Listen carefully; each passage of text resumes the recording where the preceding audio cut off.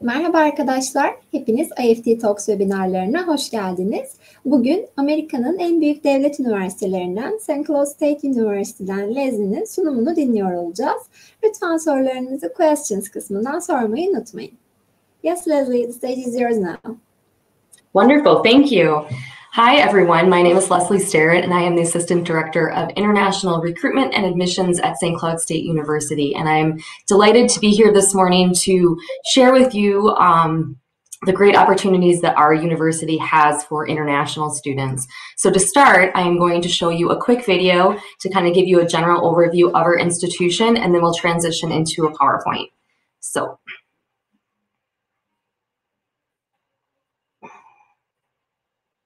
Oops.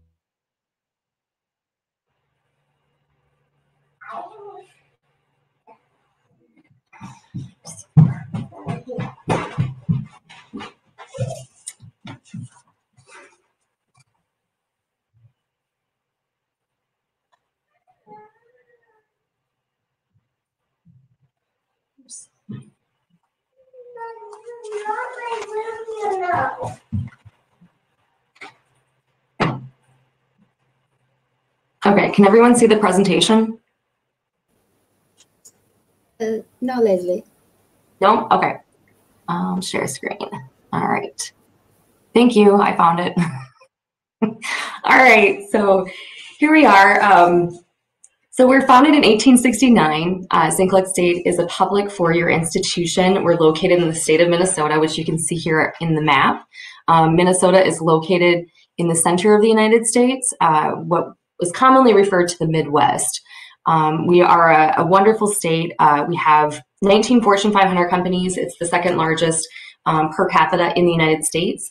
We're recognized as a great place to live, work. We're a leader in healthcare, medical, and other high-tech innovations on a number of different U.S. News, World, and Reports. The Forbes we're considered the most affordable colleges in our area.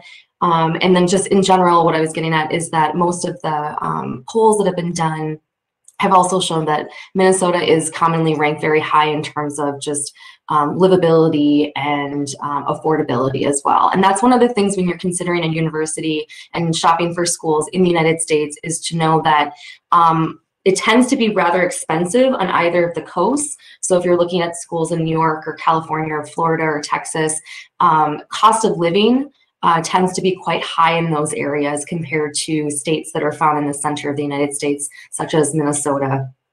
St. Cloud is located about an hour from our state capital. So our namesake, St. Cloud State, is actually referring to the city in which we are located. And we are a very safe and vibrant community. In the city of St. Cloud itself, we have about 68,000 residents. And then once you include the surrounding communities around us, it's about 200,000 people collectively who live in this area. There's a lot to do in our city, plenty of amenities and things like that. And as you can see here in the photo, our university is located right along the banks of the Mississippi River. And so there is a lot to do in our state in terms of the outdoors. We have all 4 seasons. Our state tends to be very active. On our campus, we do offer a lot of things for students to do in terms of, you can rent bikes, you can rent canoes. There's walking trails right near our campus that you can go and kind of immerse yourself in the outdoors. In addition to just, studying on campus. Here's a list of kind of just an overview of some of the corporations that I had mentioned, the Fortune 500 companies that are based in Minnesota. So you have Target. Some of you may be familiar with the Mayo Clinic. It's a world-renowned medical facility that's based in Rochester. A number of dignitaries from around the world have gone there for either cancer treatments or other types of surgery. 3M, Ecolab, a number of these other corporations too have really helped throughout the pandemic. And many of them do employ our graduates after graduation. So we do have a great kind of partnership with many of these organizations in terms of getting students internships and other opportunities after they graduate. So on our campus right now, we do have about 12,000 students, 200 undergraduate programs, 60 graduate programs. We also have 3 PhD programs. So as a student, you could start at St. Cloud State as an undergraduate student and continue on for your master's and even your PhD, depending on the field that you're interested in. Our class sizes are small. We have about 18 students per class. On average, it's about a 20-to-1 student to faculty ratio. And the majority of our classes, if not all, are taught by faculty. So they're actually taught by professors, not by graduate assistants or teachers' assistants. Some of the larger universities you'll find in the US, some of the Research One institutions, many of their undergraduate courses are taught by students. So graduate students who are working on either their master's or their PhD, and it's part of their assistantships. So this is a very positive and unique thing for our institution as well. And so the size of the institution, I'll note too, is an important thing to consider when you are looking at and comparing universities. Do you want a very large university? Do you want a medium-sized university? Do you want your professor to know your name? It's a different experience depending on how large the institution is. As I mentioned, we have over 200 undergraduate programs. This is our full list of undergraduate majors. The advantage of a U.S. education is that you do have flexibility when it comes to selecting your major. So some students, this might be perhaps you might not know what you want to do in terms of a major, or maybe you're interested in a couple of different subjects. Perhaps you're interested in computer science, but you also have, music talents and things like that you're interested in. Maybe you're interested in business or a combination of things. The advantage of a U.S. education is that you can start taking classes in whatever major you want. You can start taking classes, and then as you take your classes, you can decide, usually between your second and third year, to really declare a major. So you could start as an accounting major, and then after taking some accounting courses, say, actually, I think I really want to get into human resources. So even though they're related, you'll still graduate on time because all of the classes are related to the same thing. So there is that flexibility, which is key to many of our students. So in terms of services on campus, that's also something you want to consider. In the United States, our universities do offer students a number of services directly on campus. It's kind of it's built into just the experience that we offer students on campus, because our university really wants you to be a successful student. And the more successful you are as a student, the more successful you'll most likely be in your career field. So on our campus, we have an office, my office, the Center for International Studies, where we offer it's everything from immigration counseling to admissions counseling for various degree levels. And then also just in terms of even some career counseling and things like that for after graduation. We also do have a full-on career center on campus. They do a number of resume workshops. They also do mock interviews. So as you're getting ready to graduate eventually, you can practice your interview skills. We do have job fairs and other internship fairs to help you take advantage of some of the provisions for your F1 student visa. And we also do have academic support as well. So some students, depending on the class, might need a tutor. You might need some additional, teaching outside of the classroom, or we also have a writing center on campus. And so that is it's through our English department. It's a center for students to kind of drop in and get advice and feedback on their papers. So if you're writing a research paper and you're not sure if it sounds good, things like that, they'll kind of help you in terms of editing, making sure you're citing, doing the different site notations in terms of where you're getting your sources and things like that. So there's a lot of things on campus for you to take advantage of. On our campus, we have it's a very diverse and welcoming community. We have about 1,200 international students from, I think right now it's 96 countries, and we do a number of events throughout the year. Those events are starting to pick up now a little bit since more and more students and faculty and just community members in the area have been vaccinated and things like that. But in a typical year, we would have cultural nights almost every weekend. So it's a great opportunity for students to not only get to know each other's cultures, but also to help with that. And then also you share your culture with other domestic students as well. And so it's a great way for everyone to kind of build community and just actually have a lot of fun. A lot of times it's dinner, it's dancing, it's just, hanging out with friends and things like that. But it's a lot of fun. Okay, and then on campus too, another thing, part of the campus or the university college experience is really getting involved on campus. There really is something to do. There's always something going on campus. We have more than 250 clubs and organizations, including 33 cultural organizations. We have free access with your student card to many of our concerts that we host on campus throughout the year. There are a number of musical acts, also like orchestras, things like that come to campus as well that students can take advantage of. In our student center, we do have bowling opportunities, ping pong, pool tables, other social kind of areas that people can collect and hang out with. And then we do plan a number of different other events on campus too, including Main Street and Side Street to get students involved, and also some homecoming activities. This, of course, looked a little bit different this past year. It will probably look a little bit different this coming year, but we are trying to continue the traditions that we have here on campus.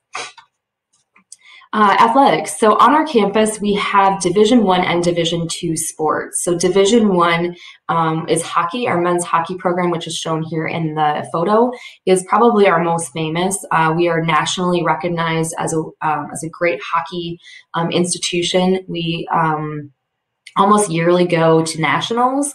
So in the United States, you have different divisions similar to professional sports, different divisions, and then you also have like national championships. And so oftentimes our university participates in the national hockey championship, and we're usually competing against schools on the East Coast where there's a lot of universities with hockey programs as well. But the great thing about all of our sports, men's, women's, we do have a soccer team, a football team for many of you on our campus as well, is that as a student, you can attend any of our home games for free. So as long as you have your campus ID card, you can participate and watch, your fellow athletes, your fellow students play their sports. So it's a great way to kind of balance your schoolwork and be able to take a break and have some fun, fun with your friends and things like that, and kind of have some stress relief. Okay, on our campus, we do have a number of different housing options and as well as meal options. So if the typical housing option on our campus is kind of shown in this photo, where you have two students, double occupancy, so 2 students per room. This student looks like they chose to loft their beds so that they had some seating area underneath their lofted beds. But many of them are traditional in that sense. They're a traditional dorm where you're sharing your space. And then on each floor, there's usually kitchen facilities as well, so that if you wanted to, on the weekends or outside of the dining hall hours, if you wanted to prepare your own food, if you wanted to make, a late night snack, whatever it is, that is an option for you as well. It's a great way to meet people. We do encourage all of our students, our international students, to live on campus their first year. It is technically not required. We highly, highly encourage it. But we are trying to still be flexible with our international students when it comes to living on campus. Meal plans are also an option. And then we also have a number of kind of we'll call it quick dining, where we have Chick-fil-A, some other like sandwich shops where you can just in between class kind of quick grab a sandwich or grab noodles and things like that and leave. We do have halal food, and we also have free access to our Metro bus, which is with your campus card. Again, you can get onto the city bus. So we have a bus system in our city that takes students from our campus all the way to like the shopping mall, to the grocery store and other areas around town. So it is a great benefit and another unique thing about our institution. So after you graduate, and when you're deciding on a school to go to, and even a major, it's really important to kind of think ahead and to kind of think about, okay, if I get a degree from here, what are the opportunities that this institution can provide to me after graduation? And so I already kind of talked about how we have a career center on campus, and we do a number of events throughout the year to kind of prepare students for interviews, job interviews, internship interviews. We have those career fairs throughout the year as well. But one of the things that we really do have are a lot of internship opportunities and connections with different businesses in the area. 97% of our graduates are working within their field of study after graduation. And a lot of our students do stay on. Minnesota is a wonderful place to gain that work experience because of all those larger companies. But we do have a lot of industry. We have a lot of just even smaller companies that a lot of entrepreneurs are in our state as well. And one of the things I like to point out too is with CPT and OPT, which are the two work provisions, one's an internship option for students with your F1 visa. The other is OPT, which is the work authorization, is that even though you maybe attend school in Minnesota, you can still choose to get a job or an internship after you've graduated anywhere in the United States. So if you really, if you really want to work for Google when you graduate, you can apply for a job in California. You can move out there, and you have that work authorization for a year. So something to consider. Okay, so some of the highlights, our students really do rate us very high in our student services. I think that sometimes when they leave and they go to other institutions, be it for a master's degree or for a specific undergraduate program, a lot of them tend to come back to St. Cloud State because they miss the kind of services and the community feel that we have here on campus. We do offer scholarships to international students, which I'll talk about here in a minute. So why don't we move ahead? So here are kind of here's an overview of our costs, current costs. So tuition and fees, it's $19,000 prior to scholarship. On-campus living is about $9,000 a year. And then we also, for the purposes of the I-20, the U.S. government asks that we include pricing for health insurance, books, and all other incidentals. So that's about $4,000. So prior to scholarship is about $32,000 to attend our institution. And then what we do is we do offer all of our international students upon acceptance. So upon acceptance, you would receive our International Cultural and Sharing Scholarship. And this scholarship right now is about it's about a 40% discount on our tuition and fees. So it's $7,906 that you save.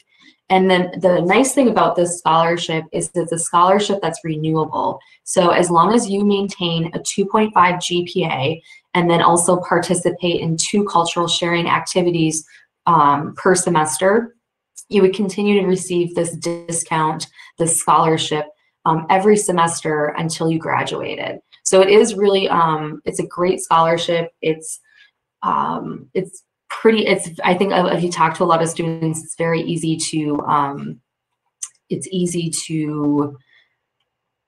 maintain, and it's a huge benefit. So let's move on here. Oops. All right, and then this is just kind of an overview too. I like to include this because a lot of times when you're looking at universities in the United States, there is a very big difference in costs and how those costs are explained. And there's differences in types of institutions too. So this is just these are three schools in Minnesota, in my state. St. Cloud State is there too, but there's three different types. So there's public land grant, which is like the University of Minnesota, which is our largest university in our state. It's a wonderful institution. They are a research institution.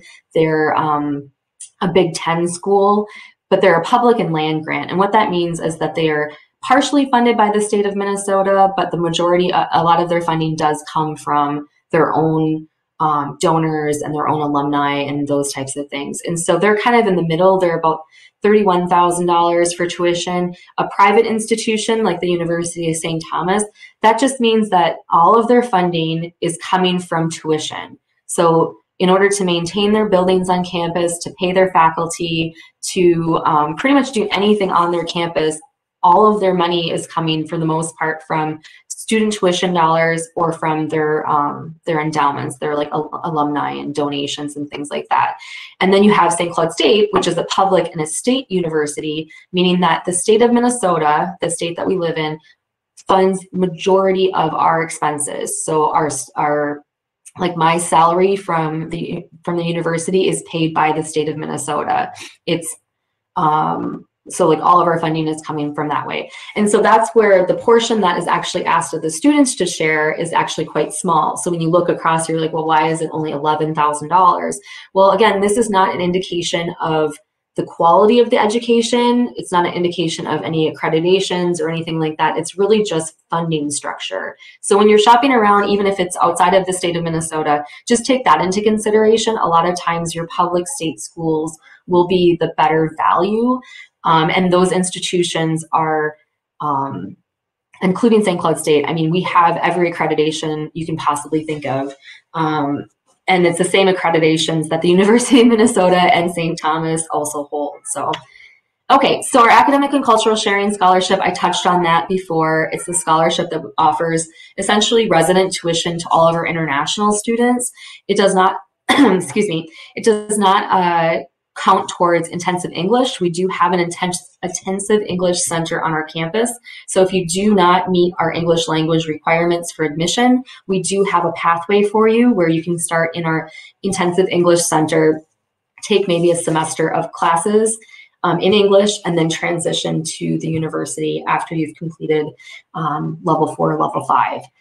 It also doesn't count towards online classes, our MBA program, if anyone's interested in our, our graduate programs and so forth. And here's our application. This is the application process for our undergraduate students. So it's really quite basic. We really try to keep things nice and easy. So we have our online application. We do not have an application fee. We do not require an SAT or a standardized test of that nature. We just really are looking at your high school GPA. So you'd want to submit your high school transcripts, and if, depending on where you're coming from, we'd need to see if you have a national exam. So if there's any students who happen to be living in Turkey but maybe went to school in Africa or something like that, we'd probably need to see like a NECO or a WIAC. But in general, it's just your high school transcripts, proof that you've graduated, and then you need to have at least a 2.5 GPA or higher for consideration. In terms of English proficiency, the TOEFL, we would need to see a 61 or higher with sub-scores not below 15 in reading, writing, or listening. IELTS, we need a 5.5 or higher overall. Duolingo is a 90 or higher. And then the last piece is proof of financial documentation. That just means you need to be able to present or show us a bank statement from your sponsor, or maybe the funds are in your name, showing that you have at least 25,000 US dollars, which would be enough to cover 1 year of education. So 1 year of tuition, living expenses, etc., and then also your passport. And those two documents, the passport and the financials, are really just needed for the I-20, and that can be submitted by email attachment. Okay, so that's kind of the quick overview, I guess. I went a little longer than I expected, but here's our contact information. So world2scsu@stcloudstate.edu is our main admissions email and phone number, and then the links to our other social media platforms. So I think I'll stop sharing this, and then we can go to question and answer.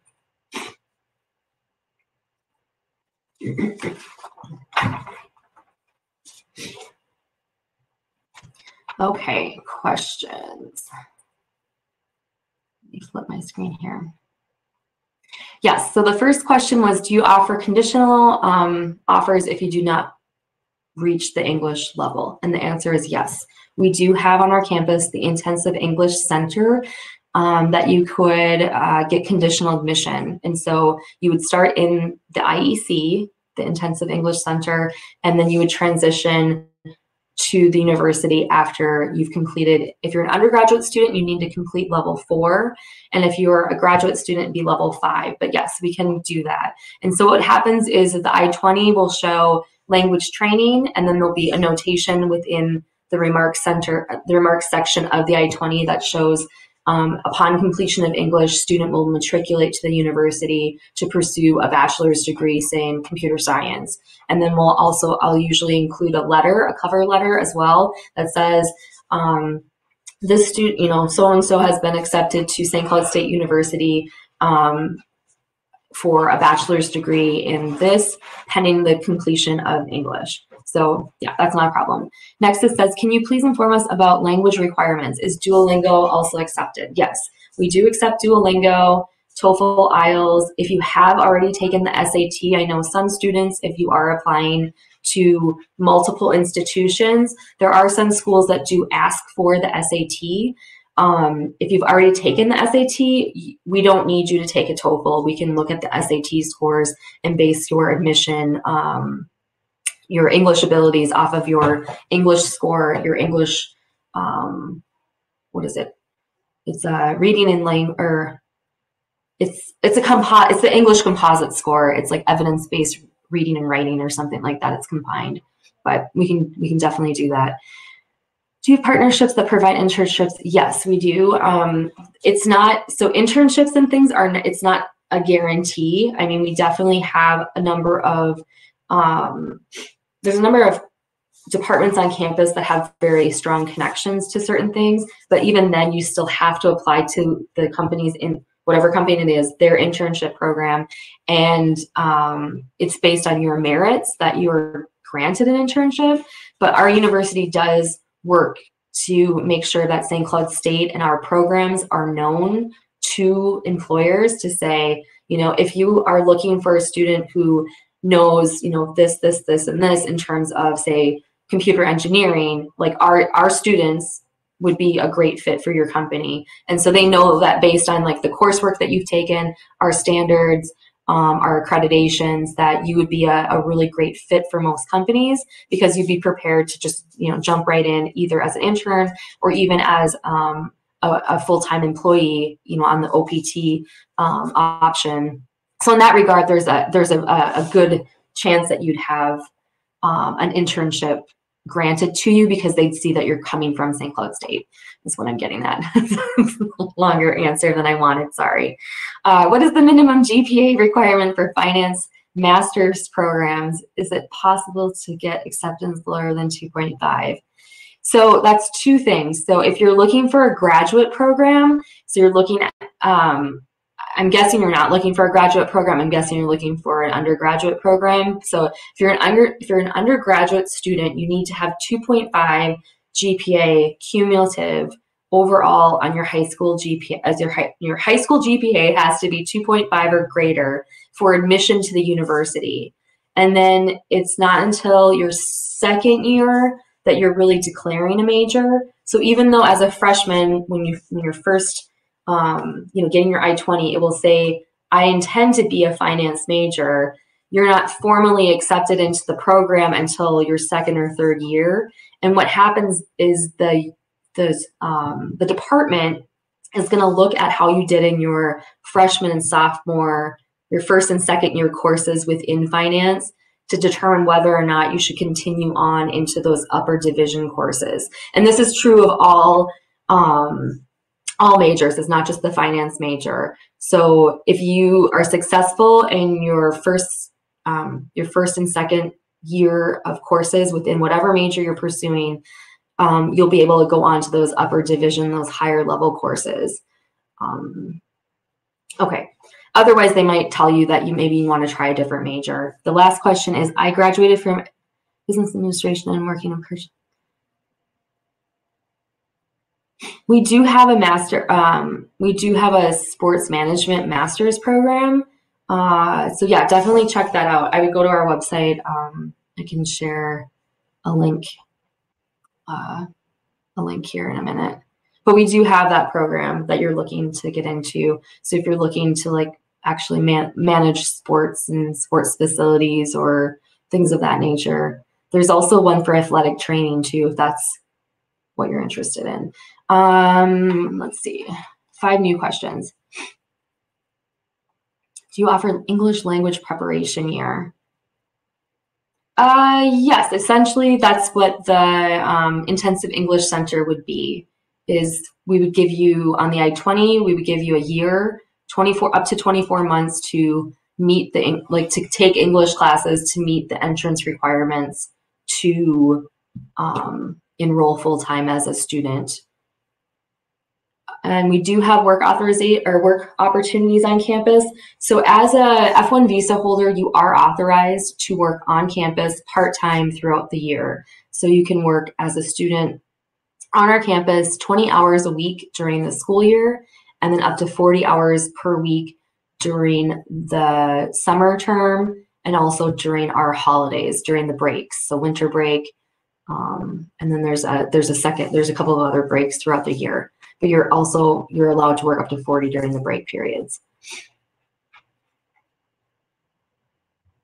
Yes, so for the most part, we are only taking into consideration your high school grades. So if you, your GPA at high school, again, any national tests that you've taken. So anything that basically is taken into consideration for high school graduation is what we're looking at to determine whether or not you have the equivalent of a US high school diploma. So you don't need to prepare a portfolio for our application.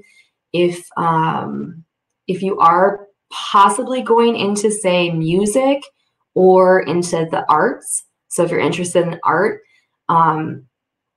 it might be worth your time to prepare that, only to kind of show your ability to the faculty, and then also in terms of any scholarships that they might have. So even though I talked about the academic and cultural sharing scholarship that we offer to all of our international students upon admission, we do also have a number of other scholarships that are more program based. So like, for instance, the music department, they do have some smaller scholarships that are funded by some of our former alumni that are like, $1,500, maybe $2,000 US for the year. If you're awarded, say, if you're a piano student, that you might qualify for in that regard. So that's where, if you are in those two areas, a portfolio might be helpful. Do you have computer engineering study? Yes, we do offer computer engineering. When you go onto our website, onto stcloudstate.edu, if you across the very top of our website, there's a number of drop downs, and one of the drop downs is the academics. So it says academics, and then you select undergraduate programs, and then each of our undergraduate programs has their own web page. So on each web page, it will give an overview of the program itself.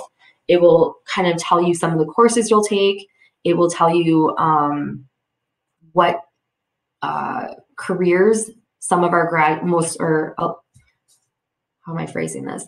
It will show you some of the popular majors you can get in, or popular career fields you can get into after graduating with a degree. So for instance, like if you were a biomedical science student, some of the popular degrees it might list would be, say, physician, because you'd probably go on to medical school if you had a biomedical science degree. Or if you got a business degree, it might say business analyst, it might say financial planner.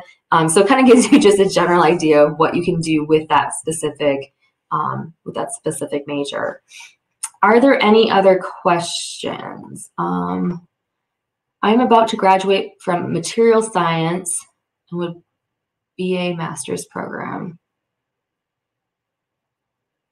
I'm gonna get a BA master's program. We do have, so if you're referring to BA as in Bachelor's of Arts, we do have Bachelor's of Art master's programs, and we also have Bachelor's of Science master's programs. If you're otherwise, maybe BA stands for Business Administration. We do have an MBA program as well. I would just encourage you, if you're interested, again, to go to our website and then go to academics, and rather than selecting undergraduate, select graduate. And then it also does the same thing that I kind of described for undergraduate. All of our graduate programs also have a program page where they provide an overview of the program. They talk about all the courses you might take. There's links to departments. So if you wanted to actually email the department chair directly or a specific faculty member to ask questions about a specific program, you can certainly do that as well. Okay, business administration. Yes, we do offer business administration at our institution. Our School of Business, so the Herberger School of Business, is nationally recognized. We've had the AACSB, the National Accreditation for Business Colleges, since 1975. So we've been a leader in that. And that AACSB accreditation, excuse me, I keep hitting my table. AACSB accreditation is the same business accreditation that Princeton, Harvard, pretty much all the business schools in the United States have this accreditation. So that is something to consider too, that you'll receive basically the same quality of education, even though you're going to our institution versus maybe one of the more famous institutions, such as Princeton or Harvard and things like that. Are there any other questions? I'm going to see if there's any. Oh, okay, I'm going to switch to the chat to see if I missed any here. I was in the questions section. We do have PhD program opportunities. Right now we have 3 PhD programs. They're actually EDD programs, so they're doctorates of education. So we have a higher education administration doctorate program, and then there's the higher education, and then it's a psychology-based program is the other. So 2 are based in education, and then the other one is based in psychology. Can you please share a link about sports management program? Yes, I will try to find a link for you. Do you have civil engineering? We do not have a civil engineering PhD program or construction management at that level. We do have a construction management degree at the undergraduate level, but if you are looking, in fact, for a PhD program, I would encourage you to look at the University of Minnesota, perhaps. So that university that I mentioned earlier, they are located in our state. And so I'm also a member of our statewide body. I'm on the board of Study Minnesota. And Study Minnesota is an organization that is really just encouraging students, international students, to consider Minnesota, the state, for where they should come for their education. So I'm more than happy to recommend any of my partner institutions, including the University of Minnesota, which I'm alumni of as well. So yeah, check them out. They have a number of PhD programs just because they are more of a research institution. And I don't know offhand if they have construction management, but I'm almost certain that they have a civil engineering PhD. What is the main GPA for PhD? It really depends. It depends so much, master's and bachelor's. So for our institution, a bachelor's GPA is you need 2.5 or higher for entrance.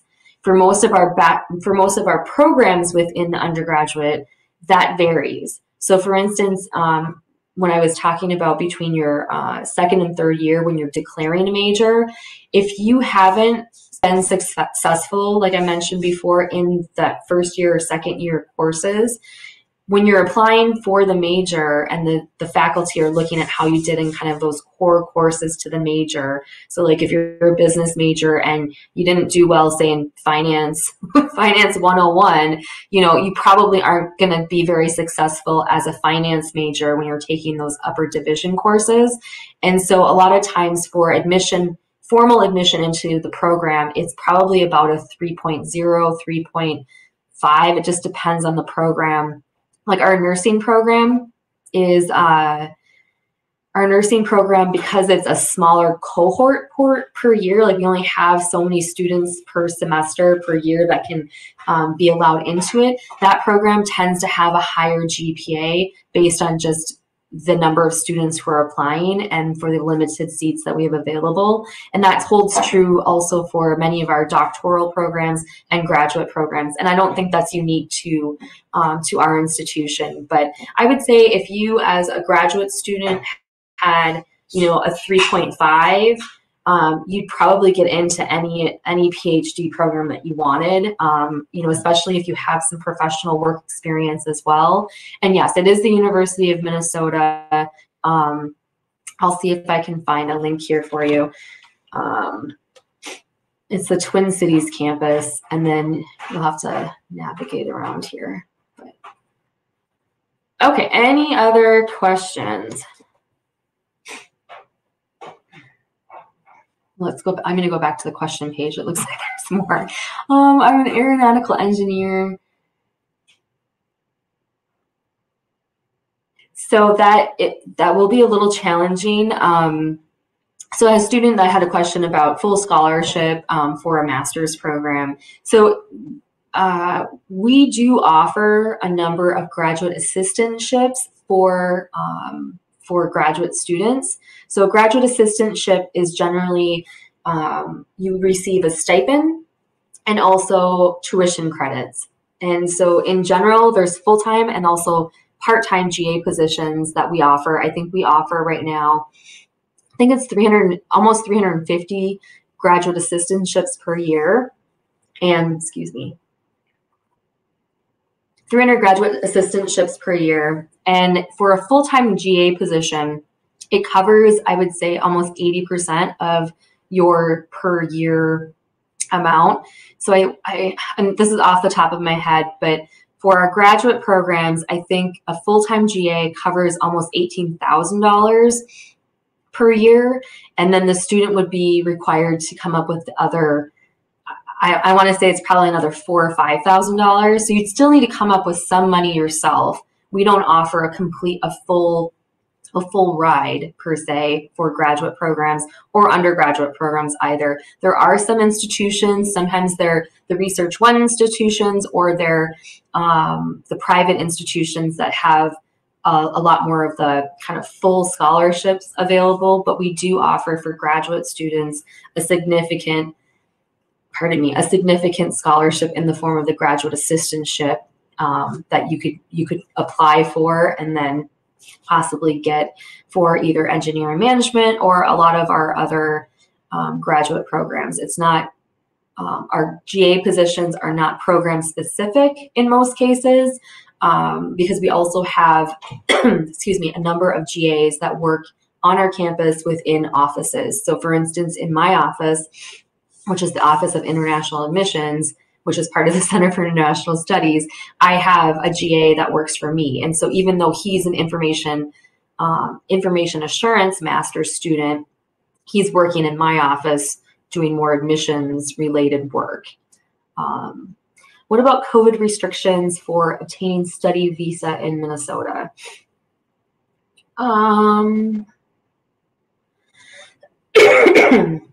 So right now I'm not entirely sure of that question.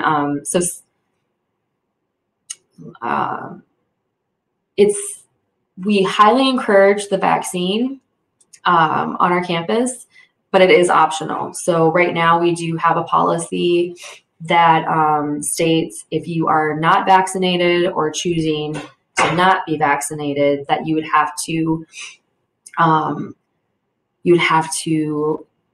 be tested every so often. So especially if you're a student who's deciding to be a student employee on campus, you would be tested, I think it's every other week for COVID. And everyone on campus, though, campus-wide right now, we have, regardless of vaccination status, everyone is wearing masks. So you wear a mask within the classroom and also between in common areas. If you're outside, you don't have to wear a mask. If you're in a space that allows for significant social distancing, you could probably get away without wearing a mask as well. However, in general, the recommendation is that students are wearing masks and taking, the proper precautions to prevent the spread of COVID on our campus. In terms of getting the actual study visa, I don't think that you're going to be denied a visa if you're not vaccinated. It's not something that the government has come out to say that it's a requirement. The only thing is that before you travel, you will want to definitely check with the airlines, because right now, I'll speak to what it is right now, but right now most airlines are requiring passengers coming, either to the US or to Europe, or going either direction across the ocean, to have a test. I believe it's at least 72 hours before you get tested, or excuse me, before you travel, is to have a negative COVID test within that period of time. So hopefully that answers that question. I think that, let me see if there's any other.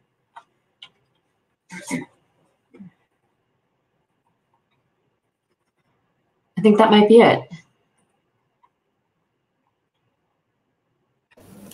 Yes, Leslie, it looks like you covered all of the questions. Okay.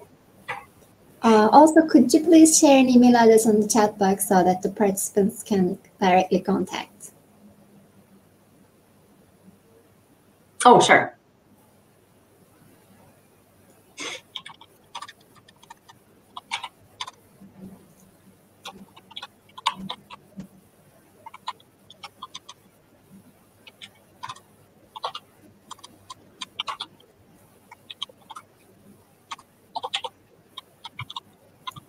Oops.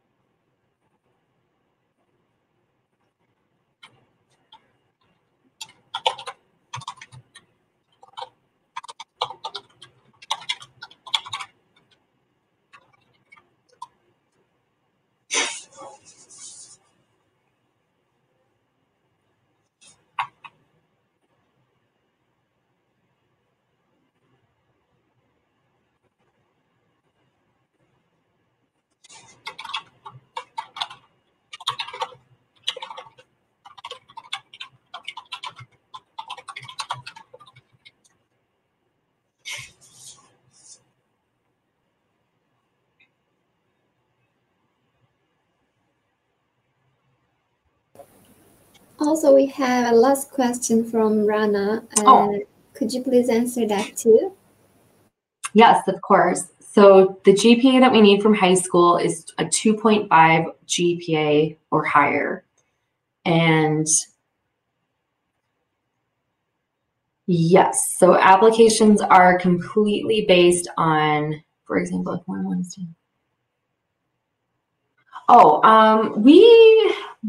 We don't limit the number of students that we accept per term. I know that there are some schools that are that have like a cohort-based system. So as long as you meet our requirements for admission and are able to get a visa, you are, you're granted admission. So we don't, part of her question was, for example, if more than one student applies for the same spot, does the one with the highest GPA get accepted? And so although we are looking strictly at merits, meaning we're looking strictly at your grades, we're looking that you meet our minimum English language proficiency requirement. Yeah, we accept, any student that meets that minimum requirement.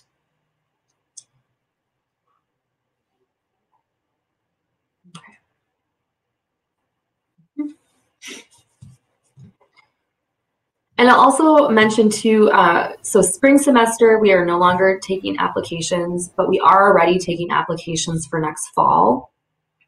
So if any student is already planning ahead for fall or even the following spring, spring 2020, gosh, what that would be, spring 2023 sounds so far in advance, so far ahead of time. But so for next spring, we will start taking applications probably in about March. So if you're already planning a year in advance for like the following spring, you can apply probably in March. And the deadline for our fall semester, fall 2022, which will start in August, is not until July 1st. However, I would really encourage students to plan as early as you possibly can to not only apply, but submit your documentation, just because visa appointments and kind of the backlog of COVID is still real. It's still happening. I have students that were granted I-20s, a month ago, and they were given appointments in March. And so just really plan ahead more than you would in a normal year if you can. That way you can get good flights and everything. All right. If there are any other questions or... Yes, thank you very much for the great presentation, Leslie. And also you covered all of the questions. Thank you for your answers too. It was yet another informative session with you. Thank you for your time. And also I would like to thank the participants in Turkish as well. Yes. Katıldığınız için teşekkür ederiz arkadaşlar. St. Cloud State Üniversitesi ile ilgili diğer sorularınız için chat kısmında paylaşılmış olan mail adreslerinden Leslie'ye ulaşabilirsiniz. Linkleri incelemenizde faydalı olacaktır. Aynı zamanda sizi alttaki webinarımıza da davet etmek isteriz. Thank you very much again, Leslie. It was a pleasure to have you in IEFT Talks. Yes, you too. Thank you very much. Take care. Bye-bye. Yep, bye.